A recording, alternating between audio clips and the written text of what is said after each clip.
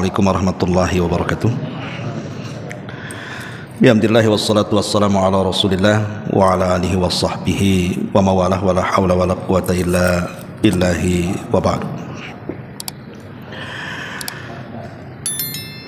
Taib daras di pagi ini insyaallah setiap Jumat pagi dan Sabtu pagi, jadi jam 6 antum sudah harus siap-siap ya. Jadi kajian saya di sini Jumat pagi, pokoknya sama Sabtu pagi. Insyaallah kita akan mengkaji kitab Qawaidul Arba', dan nanti Sabtunya kita masih cari kitab apa. Dan saya minta antum semuanya menghafal matan daripada kitab Qawaidul Arba' ini. Jadi kita akan mengkaji sedikit demi sedikit supaya matannya bisa dihafal. Dan setiap faedah nanti yang kita akan jelaskan tolong dicatat, nanti minggu depan kita tanya satu persatu kajian yang sudah kita kaji di pagi ini. Taib, kitab ini menjelaskan tentang 4 kaidah yang berkaitan dengan akidah kita kaum muslimin.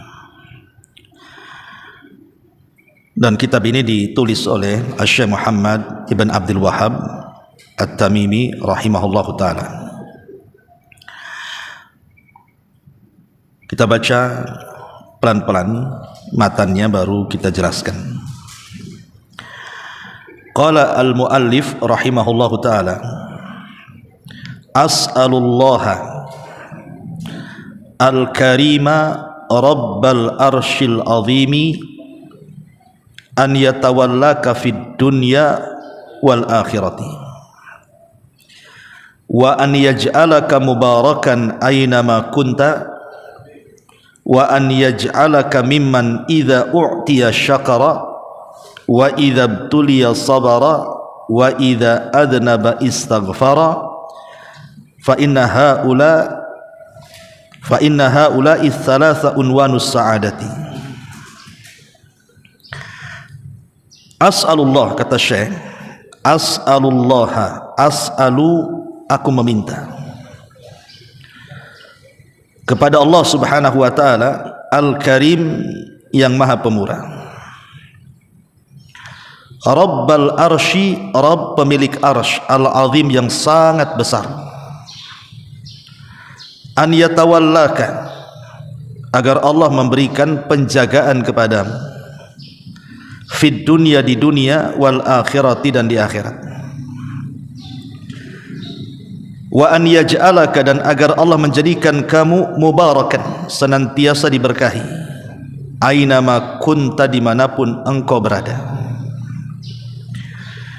wa an yaj'alaka, dan agar Allah menjadikan engkau mimman, dari orang idza u'tiya, kalau diberi, syakara, dia bersyukur, wa idza btuliya, dan apabila diuji, sabara, dia sabar, wa idza adnaba, dan kalau dia melakukan dosa, istaghfara, langsung istighfar.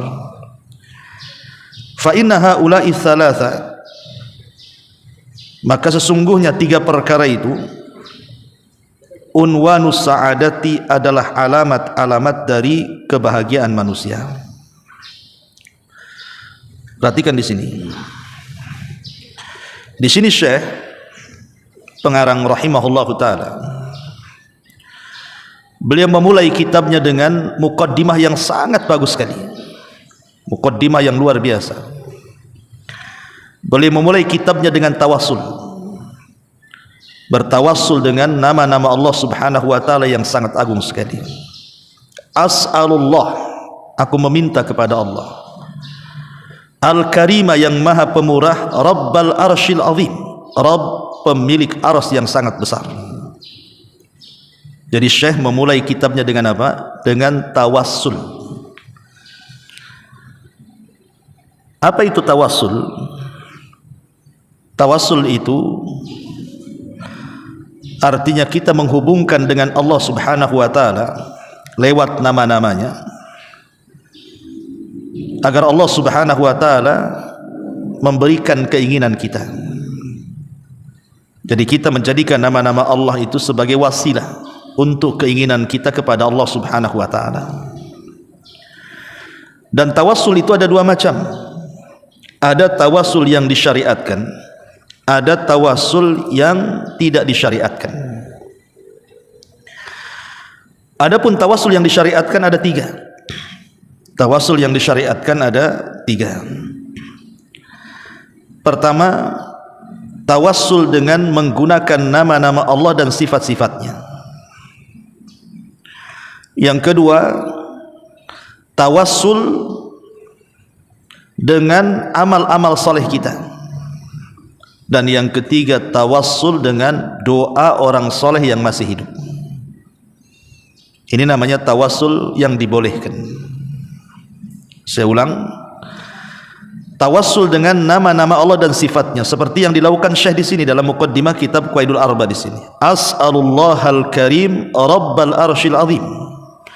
Aku meminta kepada Allah, Zat yang Maha Pemurah, Rabb pemilik arsy yang sangat besar. Lah hendaknya antum juga gitu sebagai santri. Kalau antum ingin diberikan kecerdasan ilmu, bertawassullah dengan nama-nama Allah. Setiap di waktu-waktu mustajab antum berdoa kepada Allah Azza wa Jal dengan menyebut nama-namanya agar Allah memberikan kecerdasan kepada antum. Bertawassul. Di antara nama Allah Al-Alim.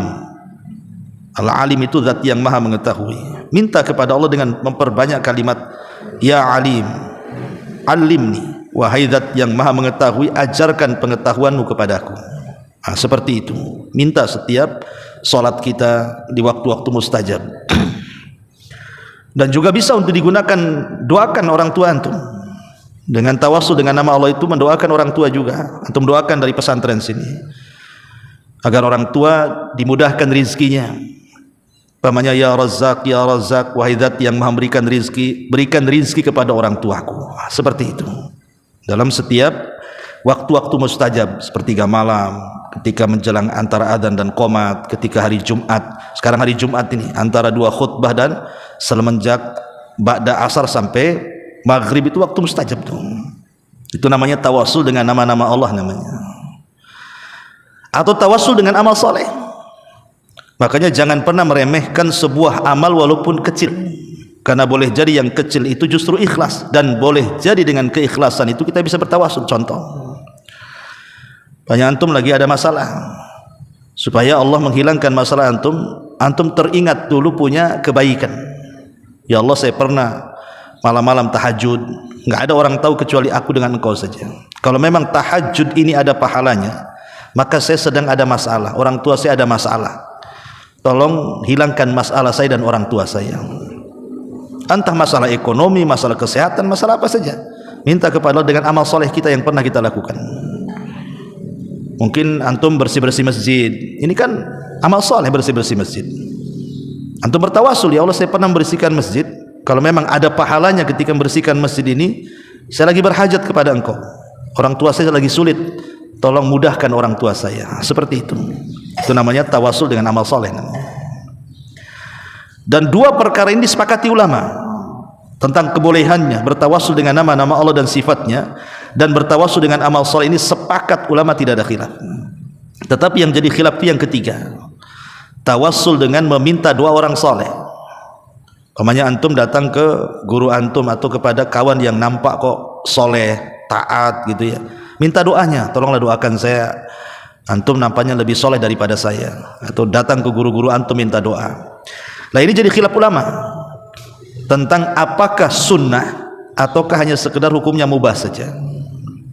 Ada yang mengatakan sunnah, dan itu bagian tawassul syar'i, karena ada riwayat-riwayat yang menunjukkan bahwa banyak para sahabat juga yang minta doanya orang lain. Contoh umpamanya kisah Ukasha ibn Mihsan. Ukasha ibn Mihsan itu meminta doanya Nabi saat Rasul menjelaskan tentang 70.000 orang yang masuk surga tanpa hisab dan adab. Kemudian Rasul menjelaskan sifat-sifatnya. Tiba-tiba Ukasha ibn Mihsan mengatakan, ya Rasulullah, doakan aku termasuk yang 70.000 orang masuk surga tanpa hisab itu dan tanpa adab itu. Maka kata Rasul, anta minhum, engkau bagian dari mereka. Artinya Ukasha minta doa Nabi kan. Atau di zaman Umar bin Khattab meminta doa kepada Abbas. ketika salat istisqa, ya. Tetapi sebagian para ulama mengatakan bahwa tidak disunahkan meminta doa kepada orang soleh. Kenapa? Karena bisa menghilangkan tawakal. Doa itu jangan ada wasilah antara kita dengan Allah. Kalau mau doa jangan lewat orang, langsung aja kepada Allah, gitu maksudnya. Ngapain lewat orang-orang soleh walaupun mereka masih hidup, ya. Makanya ini terjadi silang pendapat. Tetapi secara umum bahwa minta doa orang soleh itu dibolehkan. Tetapi sebenarnya mengatakan tarkuhu aula, kalau meninggalkannya lebih baik, langsung aja berdoa kepada Allah Azza wa Jalla. Tapi kalaupun minta doa ya boleh-boleh saja, tapi tidak sampai kepada hukum mustahab, ya. Nah, ini tawasul syar'i namanya. Adapun di sana tawasul yang tidak syar'i seperti tawasul ke kuburan, datang kepada kuburan-kuburan meminta-minta di situ. Nah, itu tawasul tidak syar'i, bisa terjerumus kepada kesyirikan malah. Taib, di sini muallif rahimahullahu taala memulai dengan bertawasul dengan nama-nama Allah. As'alullaha al-karima rabbal arsyil azim. Aku meminta kepada Allah zat yang maha pemurah, Rabb pemilik arsy yang sangat besar. Dan arsy adalah makhluk Allah yang sangat besar. Tidak ada makhluk yang lebih besar dibandingkan arsy. Dan dia makhluk yang pertama diciptakan Allah. Dan setelah Allah menciptakan arsy, maka Allah beristiwa di atasnya. Sebagaimana Allah mengatakan Ar-Rahman 'alal arsy istawa. Zat yang Maha Rahman beristiwa di atas arsy. Tetapi jangan disalahpahami bahwa ketika arsy Allah itu makhluk yang sangat besar, maksudnya lebih agung dibandingkan makhluk yang lain, tidak. Bukan berarti dipahami bahwa arsy lebih agung, lebih mulia dibandingkan makhluk Allah yang lain, tidak. Maksudnya Allah ingin menjelaskan bahwa makhluk yang paling besar itu adalah arsy. Jangankan lagi arsy, kursi. Makanya dalam Quran itu ada ayat kursi. Kursi itu tempat berpijak kaki Allah Subhanahu wa taala. Apa kata Allah? Wasi'at kursiyuhus samawati wal ard. Kursinya Allah itu meliputi langit dan bumi. Artinya dalam riwayat Abdullah bin Mas'ud radhiyallahu anhu, kalau seandainya kita kumpulkan langit dan bumi kemudian dibandingkan dengan kursi Allah, maka itu sama dengan melempar cincin ke padang pasir. Cincin itu langit dan bumi, kursinya itulah padang pasirnya. Bagaimana dengan arsy-Nya? Allahu Akbar, tentu lebih besar lagi. Dan bagaimana dengan penciptanya Allah Subhanahu wa taala? Dan arsy itu dipikul oleh 8 para malaikat berdasarkan As-Quran. Dan kita tahu bahwa malaikat pemikul arsy itu digambarkan oleh Rasul, di mana kakinya itu berpijak kepada lapisan bumi yang paling dalam, kemudian badannya menjulang sampai melintasi langit pertama, kedua sampai ketujuh, sampai melewati sorga, kemudian tanduknya memikul arsy. Nah, itu besar, ya, besar sekali, ya. Makanya di sini as'alullahal karim rabbal arsyil azim. Aku meminta kepada Allah al-karim yang maha pemurah, Rabb pemilik arsy yang sangat agung atau yang sangat besar. Setelah kemudian pengarang Asy-Syaikh bertawasul kepada Allah Subhanahu wa taala dengan nama-nama Allah Subhanahu wa taala Al-Karim, Rabb, ya. An yatawallaka, mulai kemudian Syekh mendoakan kita. An yatawallaka, maka Syekh mendoakan kita sebagai pembaca kitab ini. Subhanallah, ini baiknya Syekh ketika mengarang kitab ini. Setelah beliau bertawasul dengan nama-nama Allah dan sifatnya, maka beliau mendoakan kebaikan kepada kita. An yatawallaka, agar engkau yang membaca kitab ini Allah berikan penjagaan, agar Allah menjagamu, agar Allah mencukupimu, agar Allah menjadikan engkau wali dari wali-walinya di dunia, fid dunya wal akhirah, baik di dunia ataupun di akhirat. Karena kalau Allah Subhanahu wa taala sudah menjadikan kita wali-walinya, orang-orang yang senantiasa dipantaunya, dijaganya, dirawatnya, dicukupinya, maka siapapun yang berani memusuhi kita, maka sama dengan memusuhi Allah Subhanahu wa taala. Man adali waliyan faqad adzantuhu bil harbi.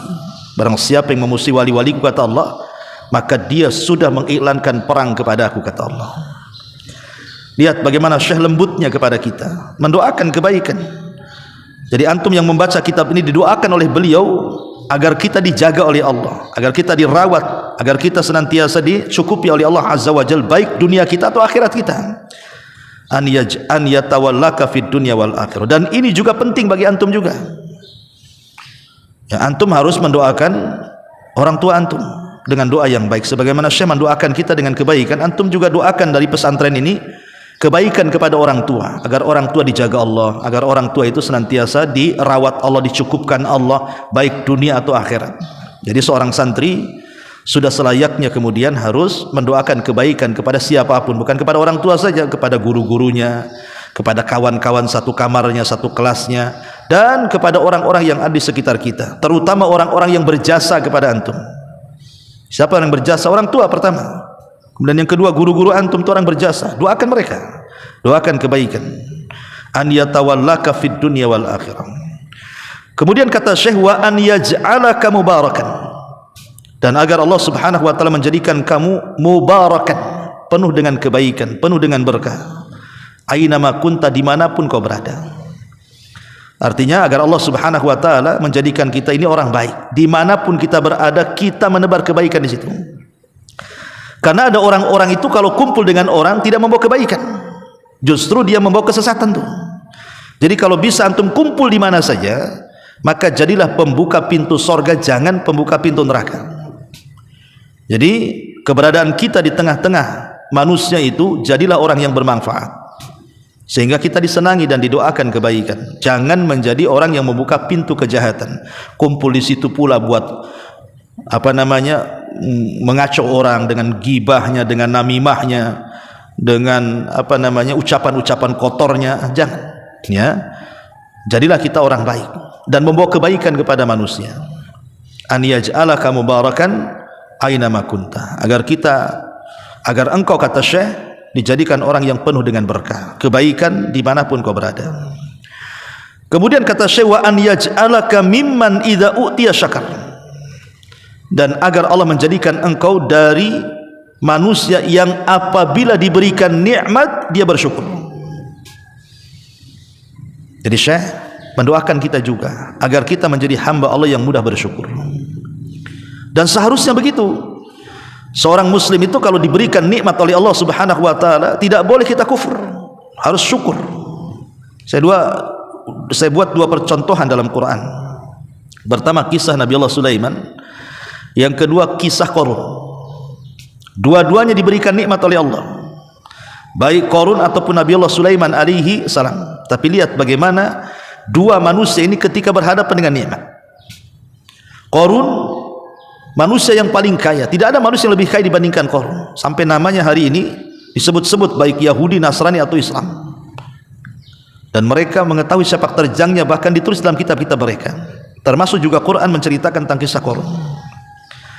Lah ketika Nabi Allah Musa alaihi salatu wassalam diperintahkan Allah untuk mengambil zakat terhadap orang-orang kaya termasuk Qarun, Qarun menolak.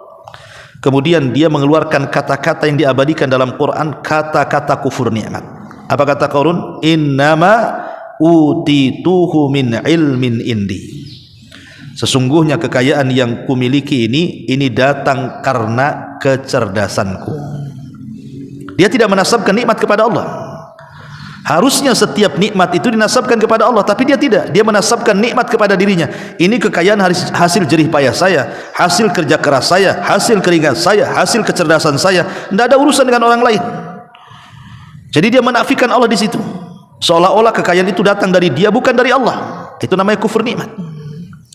Tapi di sisi lain lihat Nabi Allah Sulaiman alaihi salatu wassalam, apa kata dia? Hadza min fadli rabbi, ini semua adalah datang dari karunia Allah.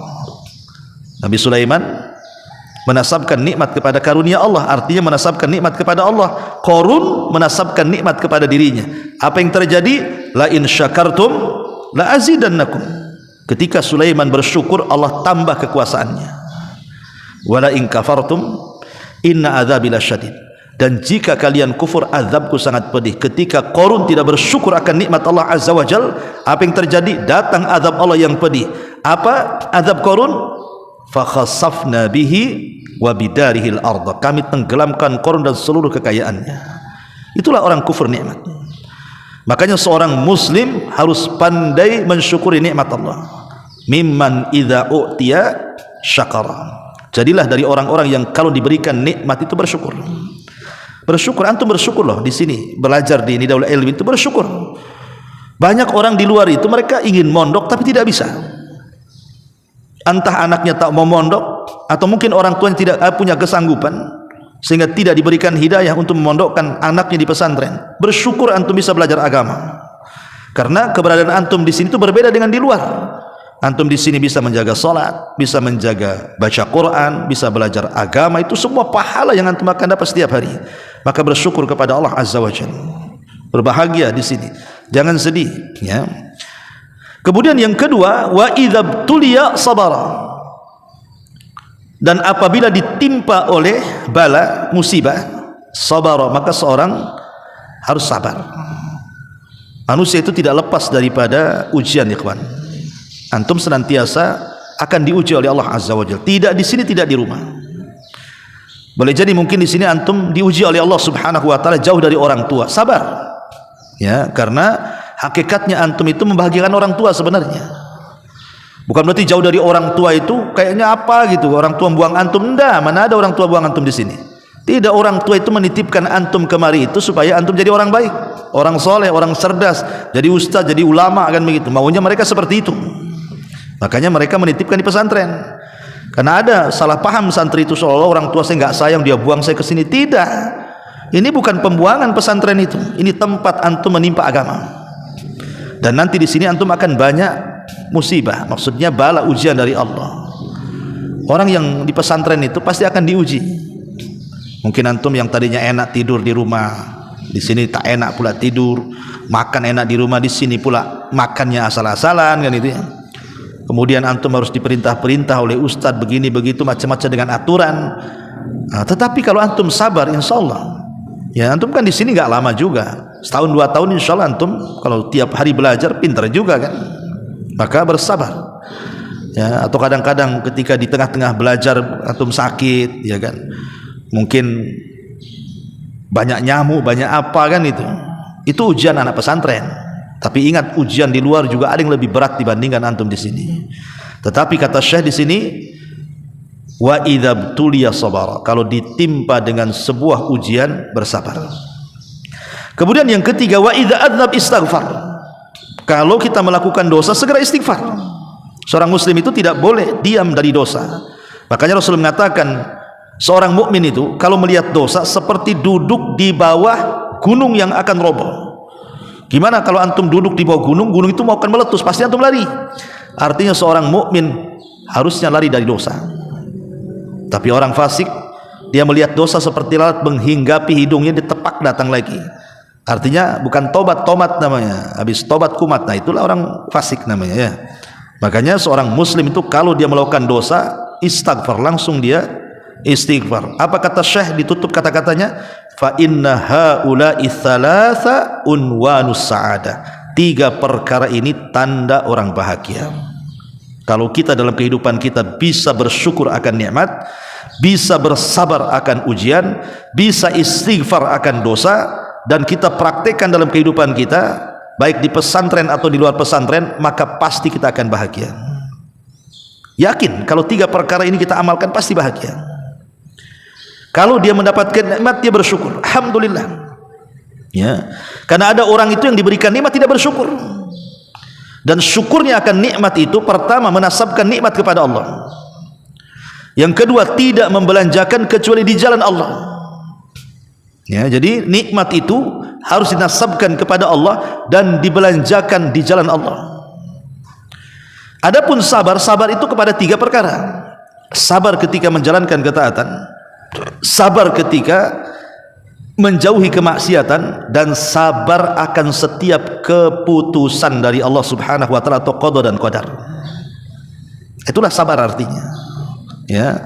Adapun istighfar, tidak bisa istighfar itu dilakukan kecuali dengan taubat.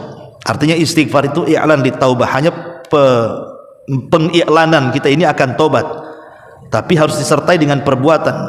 Jadi kalau seorang minum khamr, kemudian istighfar astagfirullah astagfirullah diterima, tobatnya tidak terima sampai dibuang khamar dari tangannya. Nah, baru betul istighfarnya tuh. Dan ingat bahwa istighfar ini harus dilakukan setiap hari. Rasul saja setiap hari istighfar berapa kali? 70 sampai 100 kali. Padahal dosanya sudah diampuni yang telah, yang sedang, dan yang akan datang. Tapi Rasul tetap istighfar. Kenapa? Karena itu adalah unwanus sa'adah. Itulah alamat kebahagiaan. Inilah muqaddimah dari Syekh rahimahullahu taala. Saya harap antum hafal muqaddimah ini. Nanti minggu depan ana tes. Antum hafal, as'alullahal karim rabbal arsyil azim an yatawallaka fid dunya wal akhirah wa an yaj'alaka mubarakan aynama kun wa an yaj'alaka mimman idza utiya syakara wa idza btuliya sabara wa idza adnaba istaghfara fa inna haula'i thalatha unwanus sa'adah. Ya, antum hafal matanya, dan faedah-faedah tadi bisa antum catat ya. Wallahu alam, jangan banyak-banyak, sedikit saja. Ya, ini aja yang bisa sampaikan. Pokoknya kajian kita setiap Jumat kitab Qaidul Arba. Yang Arba'in Nawawi belum ada yang ngajar. Arba'in Nawawi sudah ada yang ngajar. Ya sudah, gini aja. Jadi untuk Jumat Qaidul Arba, besok kita ngaji Arba'in Nawawi ya, Jumat Sabtu. Dan dua-duanya dihafal. Nanti satu pertemuan satu hadis. Ya, sampai di sini. Subhanaka bihamdika asyhadu an la ilaha illa anta astaghfiruka wa atubu ilaik. Allahu taala alam. Assalamualaikum warahmatullahi wabarakatuh.